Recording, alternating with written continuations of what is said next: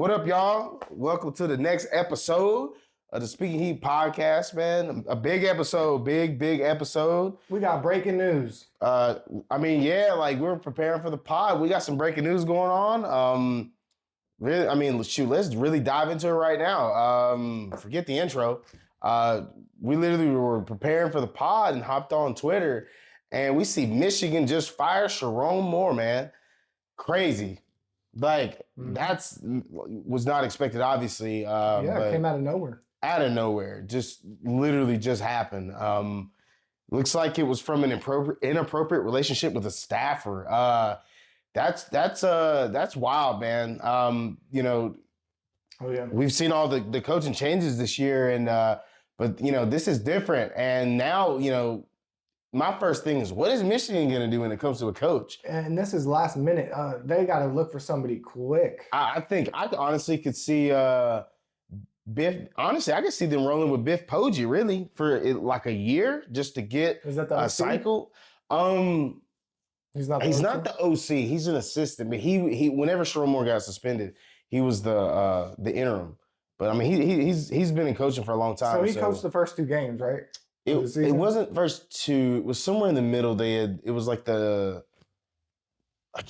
Oklahoma game. No, it wasn't Oklahoma. I can't remember. There was two games, and Biff Poggi was the interim, and I think they may roll with him at least for right now until they get a name. I'm sure Michigan doesn't want to settle, but major news, man. Just major news. This makes me think that they're going to opt out of bowl game. Maybe. I just this is crazy. This is the terrible time of year for this to happen. Michigan's one of them teams that play in bowl games too. They don't care. They'll play. I really just don't know what the next step is for them. Because to be real, it sucks that he's gone, but it's you need a guy. You need, especially with recruiting, the transfer portal. You want recruits to know who their coach is and stuff. This is a lot of turmoil going on. I'm sure they've had people that have committed because they wanted to come play for him. Exactly. This is crazy. Do you think that he's going to go somewhere else? Have the opportunity? Oh, for sure. He's going to go somewhere else. He's probably going to go be, probably an assistant somewhere. I'm sure. There's spots opening up everywhere. So, I even could see him going to the Chargers, honestly, or going to the. Do you think he's going to step up and go to the NFL? Maybe. He could go be an assistant. I could see him going to the Ravens with Jim's brother John, or just go straight with Jim to the Chargers, but not necessarily be a head coach, but just be an assistant. Just be a position coach. What was he? Was he running back coach? What was he? I don't remember. He was an O-line coach. Yeah, he was the O-line coach, tight end coach. Okay. Yeah. So I could easily see him go to the NFL with Harbaugh or one of the Harbaughs and go be a position coach, or just go somewhere else. He's a good coach, and he's coached a lot of big games. So they had a decent year too. It's not like they were ranked most of the year. This is crazy. This is bad for Michigan. This is bad for us. I don't see why they don't wait to. I guess you can't wait. Yeah, this is going to be something that's. We obviously saw in the report, there was, obviously there's no tolerance on stuff like this. So, I just don't really know what's the next course of action for Michigan. Who do you go get? Who do you try to go get? I'm sure there's some targets out there, but we're talking Michigan. Though. Maybe. Actually, that's not actually the worst move in the world. Somebody like a Brian Dable. That's not too bad. I actually think it's a good move if they would do something like that. But interesting, man. This is wild. Just big news. We just saw this out of nowhere, man. Michigan firing Sharon Moore for cause. Man. I wonder what it was. There's no telling. I don't think that's really that much. Inappropriate relationship with a staff member. It's most likely probably someone that's within the building of the football program. You can't have stuff like that going on. Just at Michigan, there's other places that allow or more lenient about certain things. Most stuff like this is not allowed, though. Yeah. From a head coach or something, or a more prominent coach when it comes to a big program. Yeah, this is usually a no-go. Yeah, improper. So It doesn't necessarily mean like a sexual relationship. It could be like favoritism, or it could be no, this is definitely some type of romantic relationship for sure. For sure. This is because this isn't showing favoritism or something like that. This is like they're in some type of relationship, side piece situation type thing or something. And you can't do that you can't do that, just with a staff member, especially within hopefully that it's a program. girl. So I know, right? Because them being so like It's it this seems is kind of weird. crazy. Crazy, man. Big news, really right off the rip. Right off the rip, man. But Big Show. Big Show, you ain't been on in what, 2 weeks? Been about 2 weeks or so, 2-3 weeks? I went to Cali. He did not go to Cali. Bug was watching Dancing with the Stars from California. Wow, why do you gotta expose me? Shout out Robert Irwin. But that on, Big Show. Obviously, we just wrapped up conference championship week, and we got the playoff rankings, man. That's really what's really going on, the nitty gritty, man. We got the playoff. We'll dive into those rankings, and we'll dive into the bracket because the bracket's official, and we're on the road to a national championship, and this is the best time of year, man, because this is big time football. So we'll dive into this. We'll look at the top 25. And mainly it's just the playoff rankings. We'll dive into that. We'll dive into the bracket, and we'll dive into the Heisman. The front runners came out, the finalists. Indiana quarterback Fernando Mendoza, quarterback for Vandy. We got Diego Pavia. We got running back Jeremiah Love and quarterback Julian Sayin for Ohio State. 4 finalists, kind of what I expected. Are we diving right in? We're not pausing? Nah, shit, we'll dive right in, man. We'll dive right in. Pretty much what we expected. I mean, I expected these 4. I was hoping Jeremiah Love would get in there. I think he's been very underrated. Well, beginning of the year, he didn't. It was a little bit tougher at the beginning of the year. Now, towards the end, Notre Dame became the team that we all know. Towards the end of the year, I mean, he's been rolling. He's been rolling all year, putting up crazy numbers every game. Really, every game, putting up massive numbers. He's just not getting the love because he's a running back, and this is obviously a quarterback-centric award. So just the fact that he's a finalist is great. But if I had a ballot, I'm voting for Jeremiah Love, 100%. I think he's one of the better players in America, and for me, with what we've seen in the past from Heisman's, I just don't see Mendoza and Sayin as really the front runners. Well, I just don't see the over the top play when it comes to those guys. It seems that way with everybody, all position players this year. There's not really anybody that really stands up. It's more like a team-based game now. Diego Pavia, honestly, is the only one that really stands out because he's at Vandy, and he willed Vandy more to wins in these big games and moments. He was the reason, they were winning games. Mendoza was a big part of Indiana's success, but they're more of a well-oiled machine, and so is Ohio State. Notre Dame too. But I honestly think Jeremiah Love should win the Heisman in my opinion. This dude's been running through everybody. This dude's been putting up crazy numbers. It's not every year you get some blockbuster running back like this, but very interesting. I think Mendoza's probably going to end up winning it just because of this game that they played. This was for the Heisman, and Fernando Mendoza played better than Julian Sayin. Yep, I think they vote this week. They vote for the Heisman this week, and this Saturday actually will be the Heisman. Is it committee? It's they have the Heisman. It's a fan vote, right? No, they have a Heisman trust that actually there's certain select people that are eligible to vote on the Heisman. Previous Heisman's vote? If you've won the Heisman, you get the vote, and then there are certain people that have a vote. It's actually hard to get a vote for the Heisman.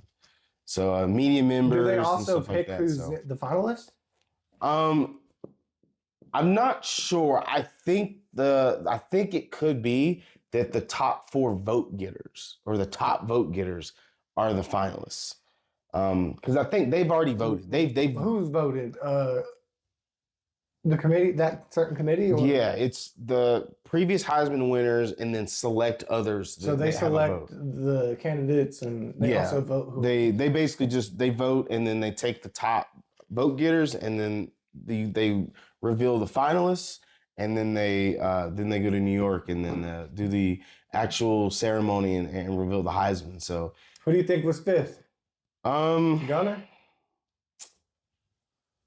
Gunner got in there? I'm not sure. It's hard to say. I mean, I'd have to look at it. I mean, Gunner's probably top 6. I'd say. I wouldn't say 5. yep. Um, I'd have to look at the list to really see because I do think it matters kind of how the year ended. That's why I was telling you about why there's 4 certain years and then there's 5 sometimes. I think it could be like how close the voting is. That's what I think. It could because a lot of times they would only do 3. They do the top 3, but if there's like top 4 that get a lot of votes, they may do it that way. So this might be a close Heisman race. I think it will. So. It's probably going to be the closest because there's no standout player here. Yeah. So interesting. I think it's Saturday. I think it's this upcoming Saturday that the Heisman's going to get revealed. So. That's big there. And then we'll dive into these college football playoff rankings. These are the last rankings. These are the official rankings. We got our playoff bracket. And we see that, Indiana, Ohio State, Georgia, Texas Tech, Oregon, Ole Miss, A&M, Oklahoma, Bama, Miami, Tulane, and James Madison are those playoff teams, and Notre Dame's the first team left out. Look at all these teams being left out. Yeah. Holy cow. I've never seen it like this, in this kind of format. That's just, wow. It's that's what it's, and that's really what it's always been, because when it was 4, it was look at 5 through however many, and then who gets left out. And now it's the same thing, and it'll always be that way because there's always teams that are going to get left out. So, Interesting that Miami gets in and Notre Dame gets left out. That's really the big talking point, that Notre Dame gets left out. I think the big talking point is Alabama.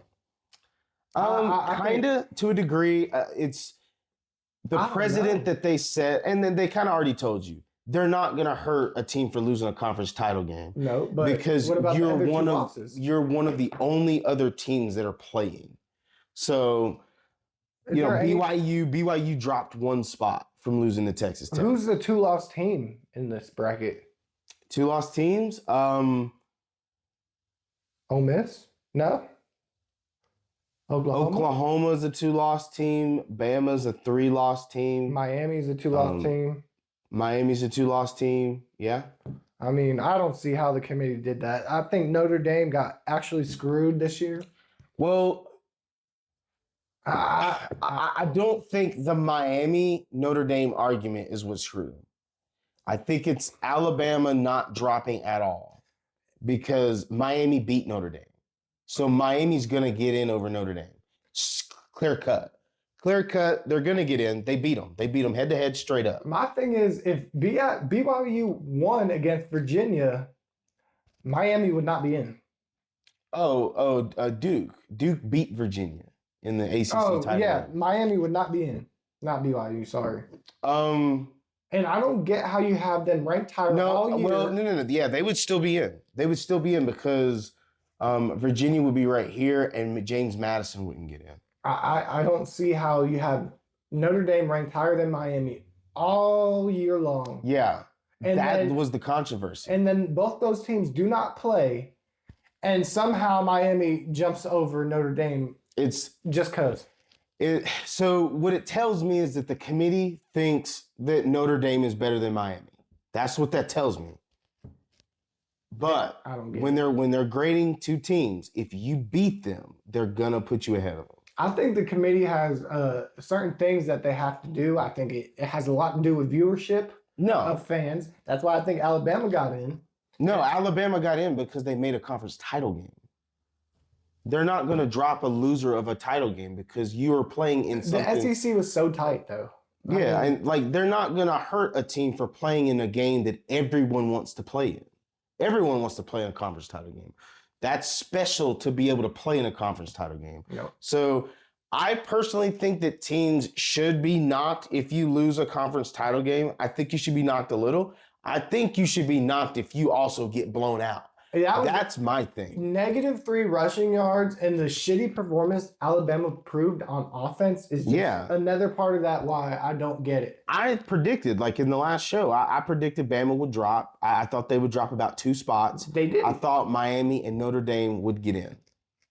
And I understand why they didn't drop them. I get it because of you're not going to knock a team for losing a conference title game. And I understand that. And I don't disagree with that. I do when you lose the way you lost. That's where I look at it. Is like the performance that you put on should matter. If it was close and they lost, all right, leave them where they're at. You know, it's Georgia's a really good team. You get it. Anyone can lose. I mean, but you get beat by 21 points. That's a big difference than getting beat by 7. Can you say the same about like losing by 3 in a conference championship, or losing by 3 to anybody else during the year? If you lose by 3 in a conference title game, that's not a big deal. It's just that's a close loss. Someone's got to lose. Not a big deal. I mean, it was a big deal for Georgia. No, it wasn't a big deal. Georgia's only lost. Alabama, but they didn't get hurt. They're number 3. And they lost by 3, and they didn't get hurt from losing. Georgia did not get hurt from losing. Early in the year, I think a little bit higher, right? But you're gonna drop if you lose. They didn't drop them 10 spots. They dropped them, so you're gonna drop when you lose. What about the Indiana-Ohio State game? Like, they lost by 3. It was a good game. Yeah. Not a good game. It was actually a shitty game. No, it was actually a very good game. But, like, as far as QB performance and, like, certain player offensive performance, it was hard. It was a tough game. It's the 2 best defenses in the whole country. Mm-hmm. So I mean, that's the way it's going to be. Obviously Indiana, Ohio State, they just flip flop because I mean they were playing for the number 1 team in the country. Obviously they're not going to drop because I mean both teams look like well-oiled machines. They clearly look like the 2 best teams in the country. It just that last spot, like, but to me, that whole drama with Alabama, Notre Dame, and Miami, I don't think it's a big deal. I really don't. It's not a big deal. I mean, I think the big deal with these rankings is showing that we should not be allowing a team like a Tulane and a James Madison to take 2 spots. Mm-hmm. I think if you take those, if you change the playoff, I think it shouldn't just be the highest ranked conference champions. If you are ranked outside of like the top 15, you should not get in. If you're ranked outside the top 15 and you're a conference champion, you still shouldn't get in. I think there's a threshold of quality that you should still withhold to be able to be in the playoff. Because I said this years ago. Because there were years that like you would have a team, especially in the ACC. I remember this being where you had 2 separate sides of the ACC. Clemson was the dominant force in one side, and then you had the other side that did not have a great team. And they would play a team that wasn't ranked, and they would go beat them. But what if that team goes and beats Clemson? Back then, it was automatic you got in. Mm-hmm. So if you upset Clemson and you're unranked, you would get in. And I don't like the structure that allowed Tulane and James Madison to get in because they're not ranked high enough, in my opinion, to get in. I think they should not get in. I think Notre Dame and Texas should get in. These performances, they can't even be judged because the committee almost seems like they put them in a different division. It's like they're a D2 team. I mean, they are in a different division. They're in like a group like a of lower 5. class. Like they shouldn't even be. None of these teams should even be on the top 20, 25. I mean, there's throughout the last like 10 or so years with the playoff, you've had some teams that were good that were in the G5. Mm-hmm. You had the UCFs that went 2 years undefeated. You had the Cincinnatis who actually made the 14 playoff. I did not agree with them making the playoff because it was only 4 teams. I think those teams are considerably better teams than Tulane and James Madison. I think there's going to be a lot of change. I think this, with all the drama that happened, Notre Dame opted out of the bowl game now because they didn't get in. and now you've got 2 spots taken up by a group of 5, and you have the ACC being left out. Mm-hmm. I think this is going to shake up things for the future in how teams have to qualify to get in the playoff. I think this year, because of the drama, is going to make them kind of look at the playoff structure and kind of retool it a little bit. You got to hit the bumps in the road to refine what you're getting to. So who would you have instead of Tulane and James Madison? I mean, Notre Dame for sure. I've always said that I think that it should just be the top 12 teams in the country. So you would take Notre Dame, BYU to get it. I think Vandy or Texas has a better shot. In my opinion, I would clearly have Notre Dame in. Yeah, that's obvious. And I would have Texas in. I think it would be Texas or Vandy over BYU. Yes, 100%. 100%. That's what I would do. I would just do the top 12 teams in the country. But me personally, I would not have BYU ranked this high. I would have had Notre Dame ranked no lower than about 7 or 8, actually. If you're going to do this with the 2 Power 5 teams, right? Those are Power 5 teams? Yeah. At least give 12 spots to other people and make it 14. Or give 4 more extra spots and make it a 16-team bracket. I mean, I think 12 is fine. I don't think it's the amount of spots that the issue is. I think it's who you're allowing to get in. But if you're gonna allow that, you have to have room for more quality teams. Yes. Yeah, that's true. If you're gonna give a G5 spot away, then you need to also include more Power 5 teams. 10's not enough. Because I don't think, if you look at all the people on this list, I don't think Tulane or James Madison can beat any one of these teams on this list except maybe Houston. And with these rankings, they're very deceiving because you see this all year long and you think all these teams are great and good, are probably going to get in. But by the end of the year, you only have 10 of the top 25 teams get in. And it's like so deceiving all year, especially for Notre Dame, because they obviously opted out because they felt like they were left out. It's just, I think this is another one of those dramatic years that's going to lead to them retooling again, which I think is a good thing. I think this thing needs to continue to be retooled, because I don't think that they're going to get it right if they're going to continue to allow teams like Tulane and James Madison to get in. Because let's be real, Tulane and James Madison are probably going to lose these games against Oregon and Ole Miss probably by a combined 40 to 50 points. Like, they're going to get absolutely slaughtered in these games. It's just the way it's going to happen. I think what I would do, I would just post the top 10 throughout the year and have first 2 out and just leave Tulane or the Power 5 schools in a different category and have it show who's in the front 2 spots that are going to get in. Just showing all this all year, I don't know how they can change it. The committee's got to figure something out. I mean, like the rankings, like the top 25 rankings are fine. Yeah, but you look at it all year and you're like, all these teams are so good and should be able to play in a playoff. So either you do a 25-man bracket. No, you do. It's a good thing that we have these rankings like this, because it allows you to understand what the committee looks at. What are they looking at? Yeah. It allows you to see what's important to them. Yeah. Because as the members of the committee change, everyone looks at things differently. There's things are more important to others than others. It's going to be hard no matter what they do, no matter if they get the best format for it. It's always going to be argument. There's always going to be a team that feels left out. There's always going to be some type of problem. It's always going to be that way. I do think that it should be the top 12 ranked teams in the country. Yep. You know, I think I've always looked at the playoff and as the season goes along more like an audition.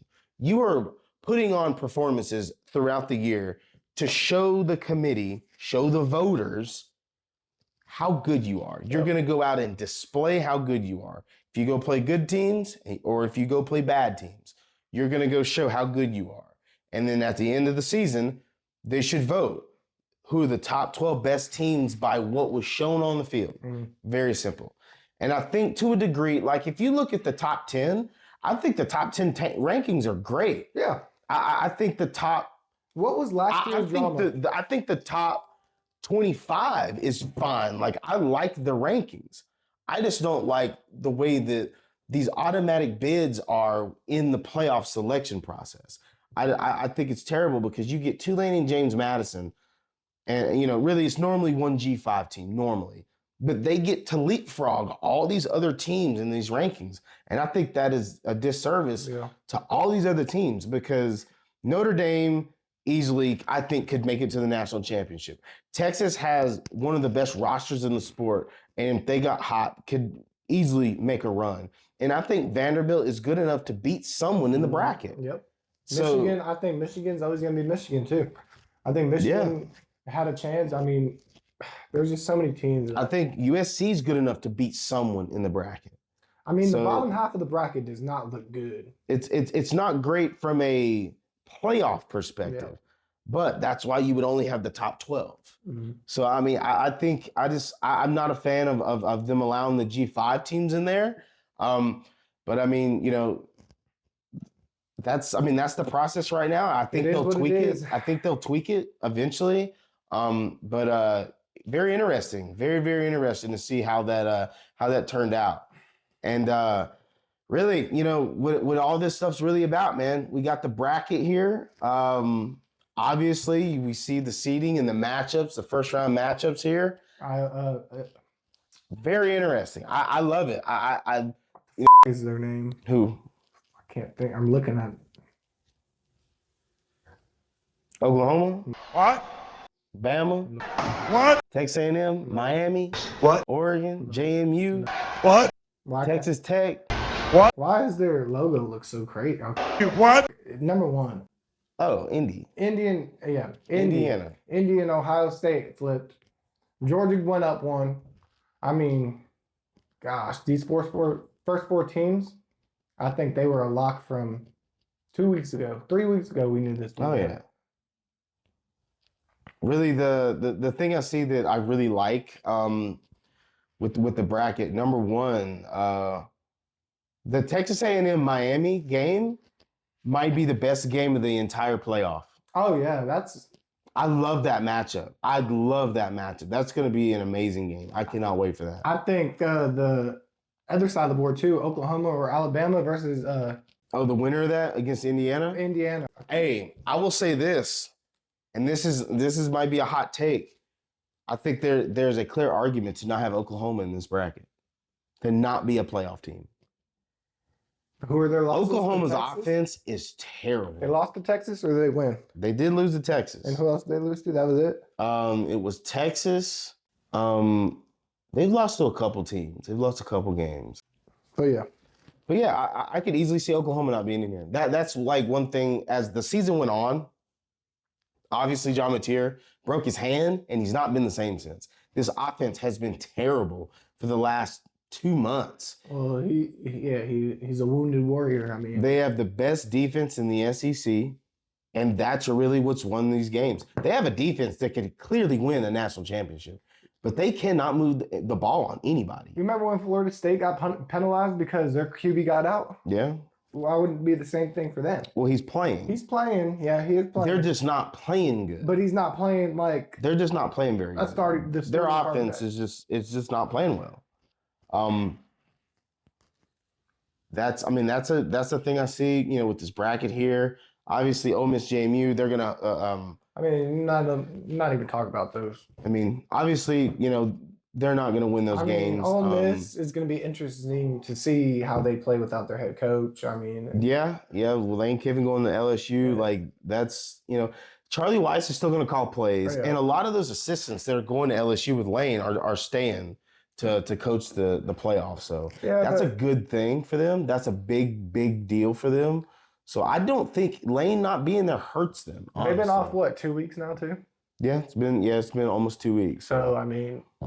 I don't think it hurts them at all. I think Ole Miss is still going to be Ole Miss, and I don't think they were preparing for Georgia though during those 2 weeks. I think they were always preparing for Texas Tech. Maybe, yeah.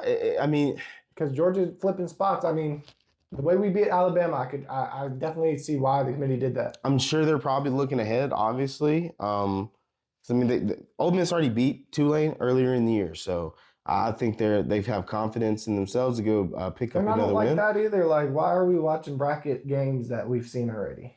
So that's something that you can't really avoid. Yeah, I know it's hard to avoid, but And actually, I don't mind it. I would like to avoid it, but I it'll probably don't be a mind better it too football much. game because these two teams have played. They have played each other, and they can prepare better for it. But I don't see Ole Miss beating Georgia at all. Especially with the way that Georgia's playing right now. I think they're getting their final form together. I really like what I see from Georgia. Really, let's just kind of just run down the line here. We're starting from there. I would say Indy.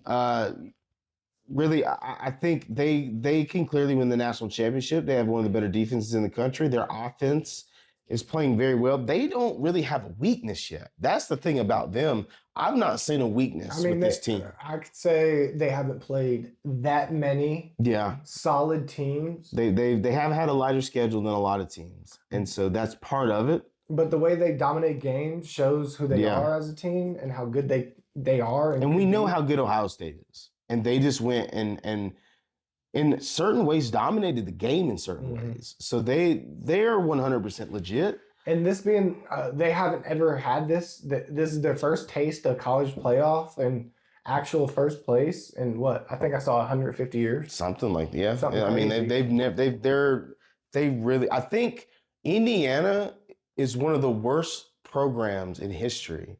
I think they're close to, or they're either tied or at the very bottom in wins, or the most losses.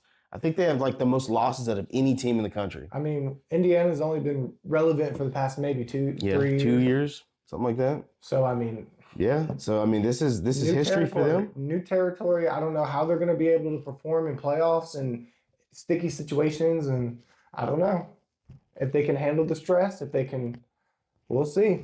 Yeah, very, very interesting. But I do have them going to the championship. Really, I do. Ohio State. Obviously Ohio State is Ohio State. There's not really much to say there. They looked like the best team in the country all year. Well-oiled machine. I don't think there's really a lot to say about them. Really, they're another Indiana. I don't feel like their strength of schedule was all that great.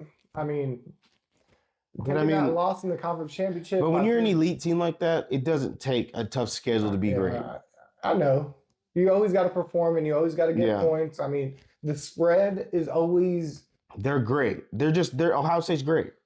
They're great every year. They have a standard. Their roster is maybe the best in the sport. Yep. And they play like it. Yep. So nobody plans on leaving. They got all the recruits coming in. Regardless of what happens in this playoff, Ohio State's always going to be Ohio State. Georgia, like I said before, I feel like they're turning into their final form. Their defense has evolved so much this year. They had some struggles. They had some struggles early in the year, defensively, especially rushing the passer, and they've really gotten this scheme together and this team together, and they're playing on with all cylinders. Yep. They look really, really good, and they're playing hot when they need to play hot. If you take a look at the conference championship, them not having a starting center. Yeah, Mike Bobo was out. With Drew Bobo. Or Drew Bobo was out, and for them to just dominate the line of scrimmage all game shows who Georgia is. I think Georgia, if they can stay the way they are going to go to the championship too. They're going to beat Miami. They're going to beat Ohio State. They're going to beat Texas A&M. Texas Tech, arguably one of the best defenses and defensive fronts in this entire bracket. Their defense is scary. This defense for Texas Tech has dominated everybody they've played. They've coasted all year. They haven't ran into no walls, no close games. Exactly. The only game they did lose the one game, but they didn't have the quarterback. So I mean who did they lose to? Arizona State. They lost to Arizona State. That's a tough loss. They didn't have their quarterback in that game, so I understand the loss. And defensively, they played well. Overall, they played well. They didn't have good quarterback play, and that's really what led to that loss. But I mean, Texas Tech overall, has dominated everybody they've played. Even BYU, who's a solid football team, They dominated them twice. Yep. So I think Texas Tech can easily make it to the championship here, in my opinion. In my opinion, I think Oregon is going to go on and beat Texas Tech.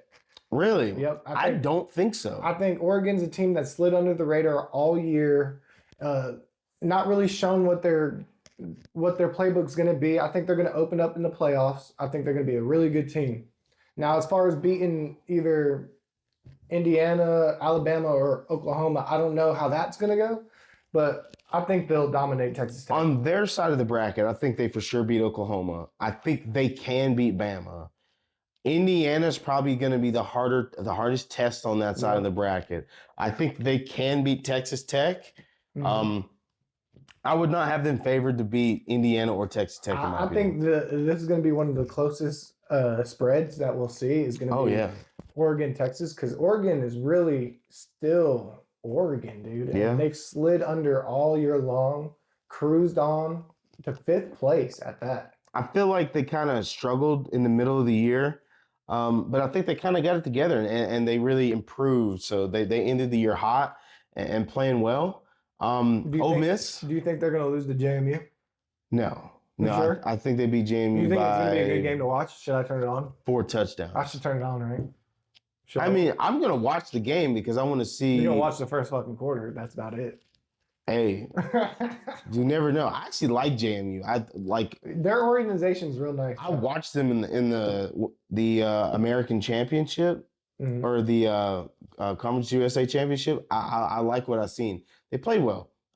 And those are kids with heart. Yeah. So I mean, they got nothing to lose. They're gonna play like they got nothing to lose. I guarantee you that they probably did not think they were going to get in because they knew how the bracket worked. I think Alabama was questioning if they were going to get in too, because when we were watching the selections, they were jumping for fucking joy like they just dodged a bullet. Yeah, because they didn't want to drop. But Ole Miss, looking at Ole Miss, obviously the big thing is Lane Kiffin not being there. But I mean, other than that, everything else is business as usual. I think they're a good team. They're a very good team. I think offensively, they're one of the better offenses in this bracket. Yeah. If we go back and rewatch that Georgia Ole Miss game, they went up and down the field every possession for 3.5 quarters. I don't think Georgia really dominated. I think if we're comparing, I think Ole Miss had a better game than Georgia. Yeah. Ole Miss losing their coach, we're gonna see with this first round, but if they don't come out and dominate Tulane, I think there's going to be something wrong with that team. They're not going to be able to do nothing. I think they cruise. I think they cruise against Tulane. I think they give Georgia everything they got. I think it's going to be another back and forth shootout. Because we got to remember, how is that locker room though? The Ole Miss Georgia game was. It was at Ole Miss. No, was it? It was in Athens, right? It was in Athens. This is not going to be in Athens. No, this is going to be a neutral site game. So this is going to be, the 50-50 split on crowd probably. So this is going to be a different environment. So I think that does matter here. But I like Ole Miss. I like Ole Miss a lot here. Texas A&M 7. I mean, 2 weeks ago they were the number 3 ranked team in the country. Yeah, I don't get how it's crazy. I think you have to play good football all year round. And the committee doesn't play when you start playing like trash. So I mean, obviously they lost to Texas and they dropped. So I mean that puts them in position to host the game, and they got to play Miami that first round matchup. So tough draw for A&M, but I like them. I think defensively they're extremely good. Offensively, Marcel Reed did not play well against Texas. That's the big thing here that I look at is the fact that they did not play well against the best roster that they played against. And I think Miami is gonna go deep.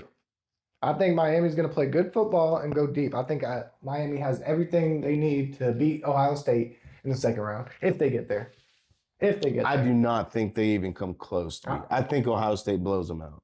I don't think they beat A&M. I don't know. The beginning of the year, Miami looked so damn good. They did. They really did. They looked like the number 1 team. It's really going to come down to Carson Beck and how well he plays. I'm only saying that too because I do want to see Miami versus Georgia. I do want to see that. That'll be a good game. It'll be That's a terrible way to pick a bracket about what you want to see. I know, I do. Don't but do that. That's always going to be like a reason why you want certain teams to win. I mean, don't do that. Favoritism. That's like terrible. saying you don't think Georgia can beat everybody on here. I thought you just said tendonism. Tendonize. I thought you said tendonism. What did I say? You said favoritism. Favoritism. I feel like I rolled it off. You did. I think Texas A&M. I think a matchup with Ohio State is very interesting because I think they can go toe to toe with them for sure. I think A&M is extremely good. What do you have in a game like, let's say, 3-loss Alabama versus 2-loss Miami team? I mean, head to head, who's the better team? And by how much? Because this number 9 Alabama is very mind blowing to me. I feel like if both teams are playing to their potential, I actually think Bama is slightly the better team. I do think they're slightly the better team. I do question Bama a lot because they have struggled running the football all year. I think that's the biggest kicker, is them running the football. They just don't run the ball well. Defensively, I think defensively they're elite. But I think it comes down to how well they run the football. I think Bama's a slightly better team than Miami. Miami's good. Miami's really good. I think Miami's a good team. Carson Beck is the only weak link in their chain because he's inconsistent. And I think everybody else on that team is definitely very good. Championship very good. Obviously, already talked about Oklahoma. I don't think offensively they're very good. And I think that's what is going to hold them back in this tournament. I think they're a flawed team when it comes to the bracket because I don't think they can score on any of these teams. Did they get 2 weeks off? Yeah, they got 2 weeks off. It's 2 more weeks that he had time to heal his hand. And it's not even about his injury at this point. It's got to be. No, it's just his plays has just not been very good. They don't run the ball well. Did they open up too early? Their playbook too early in the season? Now teams are recognizing what they are as a team and are adjusting to it. I mean, I think that they really relied on Mateer early on to play hero ball, and I think him being inconsistent after the injury and as the season's gone along, I don't think he's got much better. I mean, at times I think he plays sloppy and very inaccurate, and I think that's what holds him back. They are reliant on him to play hero ball to be this great elite quarterback, and he's not playing like it. And so they barely score. Defensively, out of this bracket, I think they're probably the 3rd best defense in this bracket. Top. Easily. I think Ohio State and Indiana are the best defenses in the bracket. Over Texas Tech. Yes. Over Georgia. I do, yes. I think Georgia gets beat downfield. I don't know. I think Oklahoma's defense is elite. They're a national championship level defense. But their offense is just going to hold them back. Well, what do they say? So, what did they say, AK, about defenses? Defense does what? They win championships. Buckley, why are you pointing at me? But yeah, this was an amazing season to watch. I loved every minute of it. Regular season. Ups and downs. And it was just competition football too. It's not like we saw a bunch of blowouts. We saw great games. We saw upsets. We saw everything. I think this is a very, very good year. And playoff season's here. Playoff season's among us. Excited. I'm excited for this. The 20th. So we're looking at in 10 days, we're going to see these first round matchups kick off. And I'm very excited. Very, very excited. We'll hop on here next week. And you don't want to do brackets real quick? We'll go through our brackets and stuff. You don't want to make them right now? Because we'll sit down. We'll sit down and we'll go through them and kind of look at. When does playoffs start? On the 20th in 10 days. They get a week off. 10 days. So 2 weeks. So we don't get a Saturday Night Football? Yeah. Oh, it's a bowl game. Yeah, it's next Saturday. It's whenever they kick off. So I guess, yeah. We'll see. We'll see that. But yeah, next week we'll hop on here and we'll do some brackets and we'll pick a champion, man.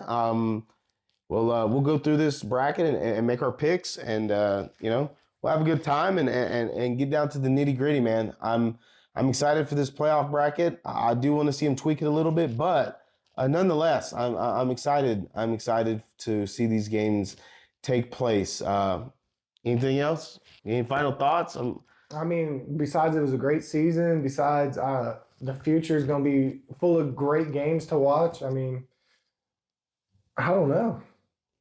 No longer the question of who's in. We know who's in. Next week we'll pick a champ. So we'll see you all next week.